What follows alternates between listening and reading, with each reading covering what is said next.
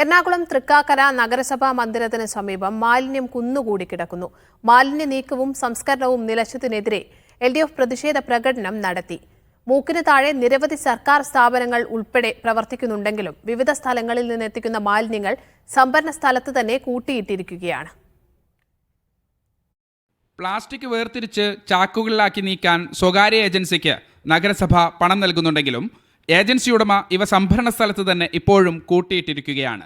കളക്ടറേറ്റും ജില്ലാ പഞ്ചായത്തും സഹകരണ ആശുപത്രിയും ഉൾപ്പെടെ ഒട്ടേറെ സ്ഥാപനങ്ങളാണ് പ്രദേശത്ത് പ്രവർത്തിക്കുന്നത്. കിലോയ്ക്ക് 5 രൂപയോളം നിരക്കിൽ പ്രതിഫലം വാങ്ങിയാണ് കരാറുകാരൻ ഏറ്റെടുത്തതെങ്കിലും ഇവ കൃത്യമായി സംസ്കരിക്കപ്പെടുന്നില്ല.